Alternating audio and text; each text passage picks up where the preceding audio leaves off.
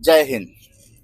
इस वक्त द्वारका से जामनगर की वापसी हो रही है। हम लोग 28 फरवरी को सुबह श्री कबीर मंदिर जामनगर, श्री कबीर आश्रम जामनगर से चल के द्वारिका पहुंचे थे और यहाँ पर सबसे पहले श्री कबीर आश्रम द्वारका पहुंचे थे और वहाँ हम लोगों ने देखा वहाँ रिनोवेशन चल रहा है और बहुत ही खूबसूरत श्री कबीर आश्रम द्वारका है, काफ़ी ओपन है।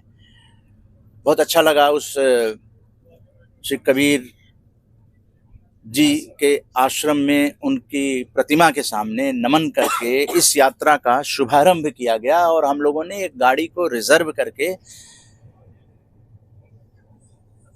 बेट द्वारका और द्वारकाधीश मंदिर और अलग अलग जगहों पे श्री द्वारका में हम लोगों ने ये मंदिर देखा जो नागेश्वर, उस इलाके में नागेश्वर मंदिर और जो द्वारकाधीश का मंदिर है, वो सारी चीजें घूमते हुए अब वापसी हो रही है। रात का समय है।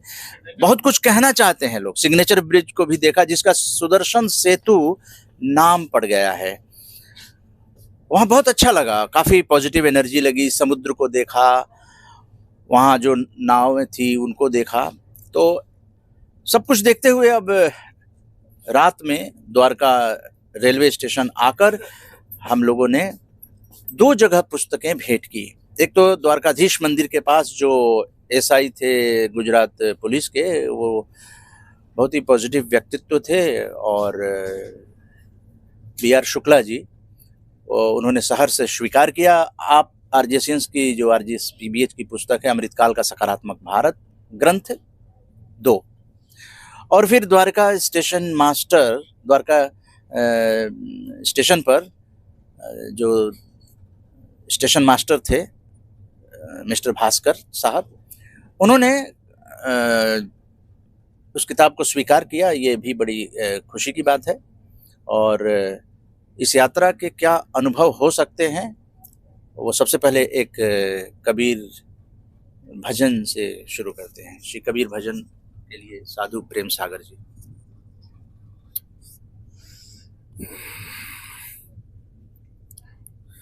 जय द्वारकाधीश, जय सदगुरु कबीर। सदगुरु के वाणी है, जन्म तेरा बातों ही बीत गयो, रे तूने काहे न राम कहियो, जन्म तो तेरा बातों ही बीत गयो। तो ये यात्रा है।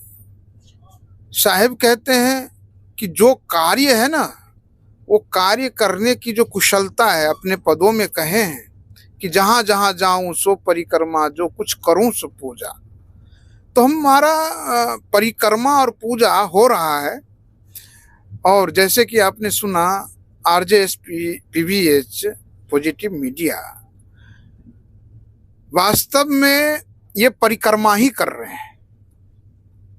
ये कोई देशाटन या कोई देखने की नहीं।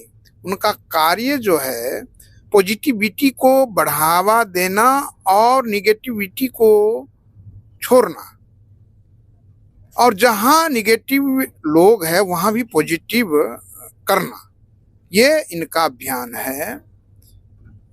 यही तो है कि हम जिस कार्य को करने जा रहे हैं, सबसे पहले तो हमें पॉजिटिव होना चाहिए, सामने वाले तभी पॉजिटिव होंगे।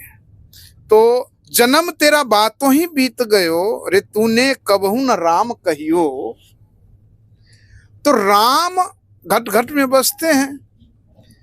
राम कहने की जरूरत नहीं है, राम को आत्मसात करने की जरूरत है। सदगुरु कबीर कहते हैं, बूढ़ा जो देखन मैं चला, बूढ़ा न मिलिया कोई, जो दिल खोजा अपना, मुझ सा बूढ़ा न कोई। रे भैया मुझसा बुरा न को। तो अपने आप को हमें देखना है। अप दीपो भव, आदि गुरु शंकराचार्य जी का विवेक चूड़ामणि नामक ग्रंथ के अंदर में सबसे पहला सूत्र बताते हैं कि स्वस्वरूपानुसंधानम भक्ति रेत्य विधि। हम दूसरे के स्वरूप में कहाँ जाएंगे? सबसे पहले तो हम अपने स्वरूप में खो जाएं, अपने स्वरूप को हम जाने। इसलिए स्वरूप आपका है मालिक, आपके हाथ में सब कुछ है, परमात्मा है, हृदय में विराजता है। बस आत्मशुद्धि की बात है, पॉजिटिव का बात है। तो पॉजिटिव, जब आप पॉजिटिव सुंदर कार्य करिएगा, जैसे कि किसी कार्य को करने में मन है, उसको आप कर लेते हैं तो अपने आप पॉजिटिव हो जाते हैं। तो सुंदर कार्य को जब करेंगे, सुंदर ढंग से होगा, तो हर व्यक्ति देख के भी पॉजिटिव हो जाएगा। उस कार्य को दूसरों को भी पॉजिटिव बना देता है। सुंदर आपने पेंटिंग बनाया और लोगों ने देखा और लोगों का मन में हुआ कि ये पेंटिंग मेरे ड्राइंग रूम में हो, वो पॉजिटिव हो गया। सुंदर आपने गहना बनाया और लोगों ने देखा और चाहा कि ये हमको मिल जाता। यही तो हुआ था। अब ये 5 द्वारका है, इस पर डिफिनेशन कर रहा हूं, थोड़ा सा बोल रहा हूं। 5 द्वारका है, लोक द्वारकाधीश द्वारका, 5 द्वारका है। एक तो सबसे पहले जो भगवान श्री कृष्ण के आज्ञा से भगवान विश्वकर्मा जिस द्वारका को निर्माण किए, वो स्वर्ण द्वारका, सोने से बनाए गए हुए द्वारका, वो श्री द्वारका के नाम से जाने जाते हैं। वो श्री द्वारका जब भगवान गए साकेत गोलोक, तब कहे कि बस ये आगे कलयुग आने वाला है और ये स्वर्णमय द्वारका जो है, लोग इसमें लोभ करेगा। और ये फिर इसको जो है बोला कि हे द्वारका नगरी, अब मेरा भी अंत हो रहा है, तो आप भी जो है अपने उस स्वरूप को बदल के आप समाहित हो जाइए समुद्र में। ये रत्नाकर है समुद्र। तो एक द्वारका वो, जिसको भगवान विश्वकर्मा भगवान श्री कृष्ण के लिए, उनके परिवार के लिए बनाए थे। दूसरा जो आपने देखा अभी विश्व जो गोमती द्वारका, गोमती नदी के तट पर, तो एक द्वारका गोमती द्वारका जगत मंदिर के नाम से प्रसिद्ध है पूरी दुनिया में, जिसको आपने दर्शन किए। जय द्वारकाधीश। दूसरा है विश्राम द्वारका। एक तो श्री द्वारका और गोमती द्वारका, अब फिर उसके आगे जो हम समुद्र में गए, जिस पर सिग्नेचर ब्रिज बना करके जोड़ा गया है, उसको कहते हैं भेंट द्वारका। भेंट द्वारका भी कहते हैं, जहां पर भगवान सुदामा अपने राजा कृष्ण से मिलने गए थे, तो वो भेंट द्वारका है। तो गोमती श्री द्वारका, गोमती द्वारका और भेंट द्वारका, और एक है विश्राम द्वारका, जहाँ पे भगवान श्री कृष्ण जब मथुरा या वृंदावन या हस्तिनापुर से इधर आ गए थे, तब वहाँ विश्राम किए थे, तो वो विश्राम द्वारका। और उसके बाद है एक मूल द्वारका, जो किसी भक्त के द्वारा मूल द्वारका स्थापना हुई, वो है हर्षद वाली रोड पे। तो ये सब द्वारका की महिमा है। तो हम ये कहें कि जय, बड़ी सुंदर बात है कि आपका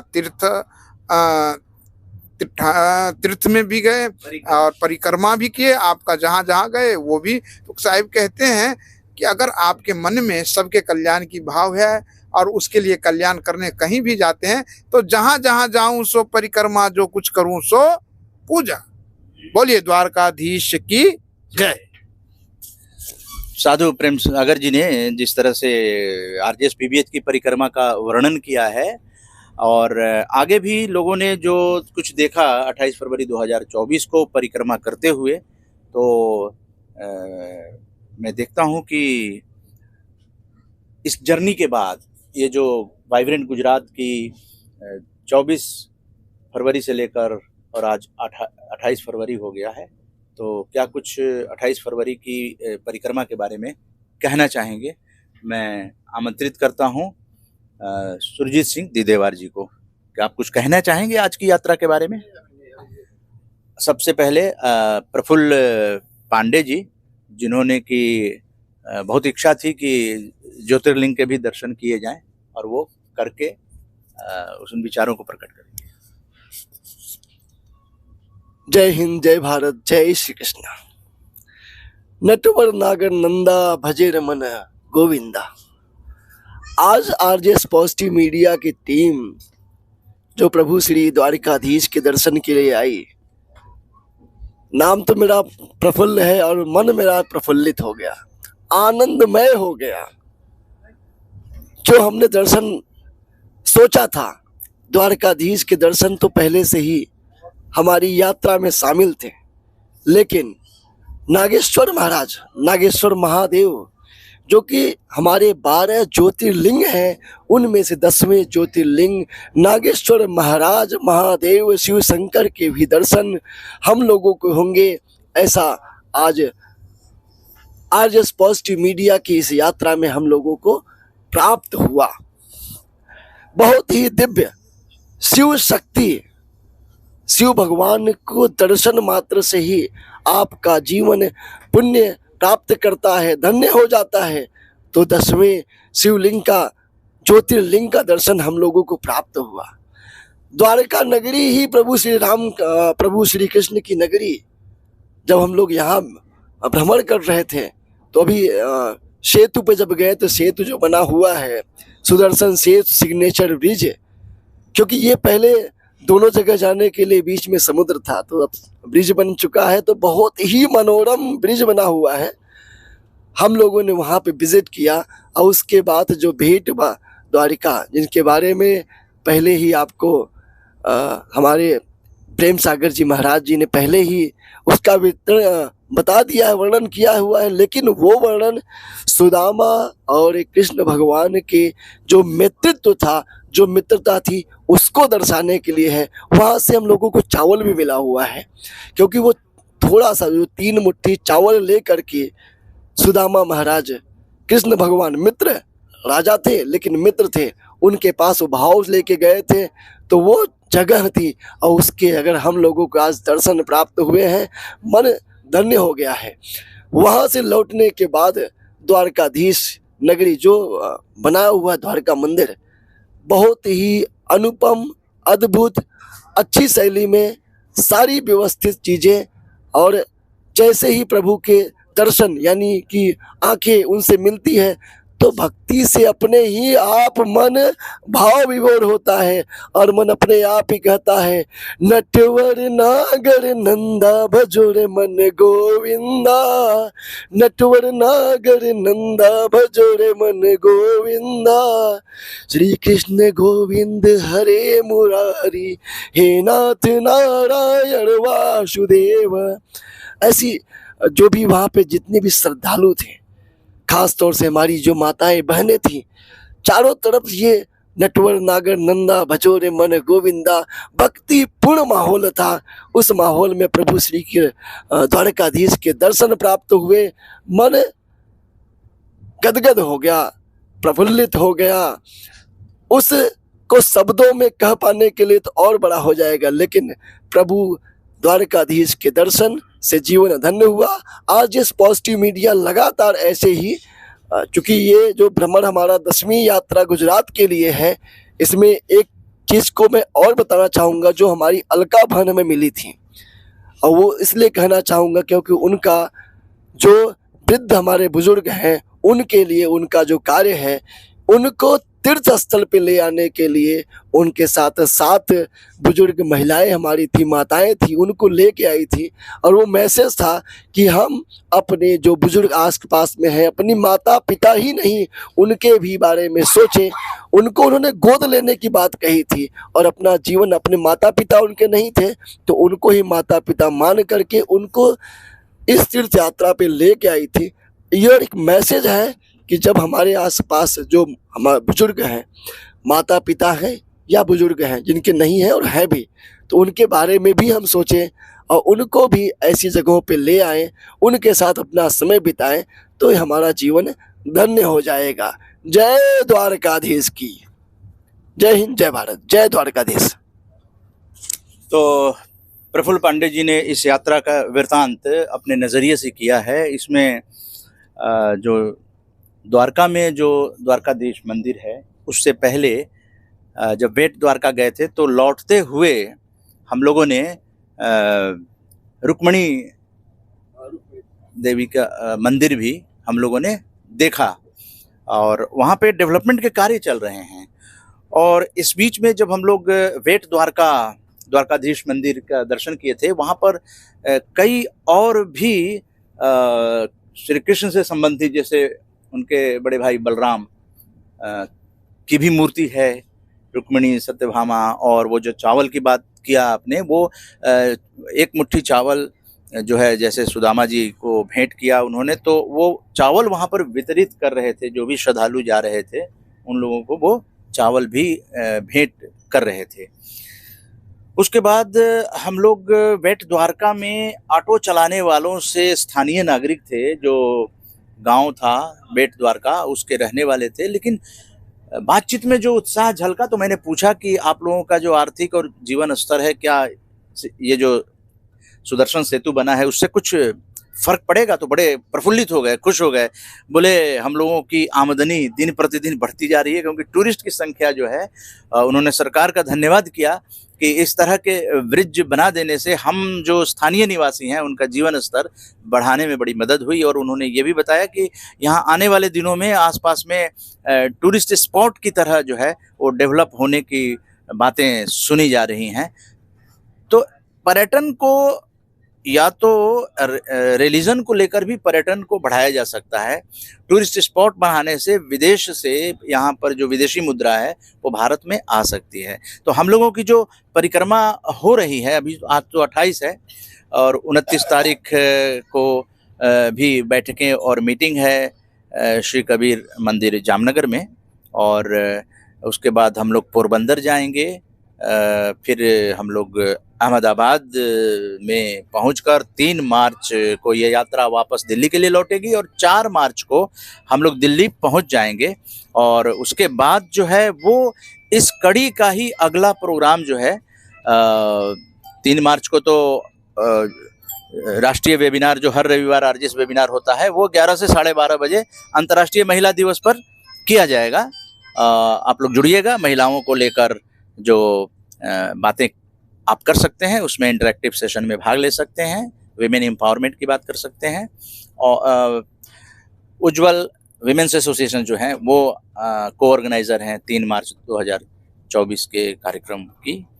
और हम लोग 4 मार्च को जब पहुंचेंगे तो उसके बाद एक मीडिया कॉन्फ्रेंस करके हम लोग अपने अनुभवों को साझा करेंगे कि इस 10 दिनों की जो परिक्रमा हुई है वाइब्रेंट गुजरात की दिल्ली से, उसके अंतर्गत क्या क्या पॉजिटिव मीडिया ने काम किया है, वो एक जगह जो भी रिप्रेजेंटेटिव इस वाइब्रेंट यात्रा में जुड़े हैं उन सबको आमंत्रित किया जाएगा। तो इंतज़ार कीजिए उस इवेंट का।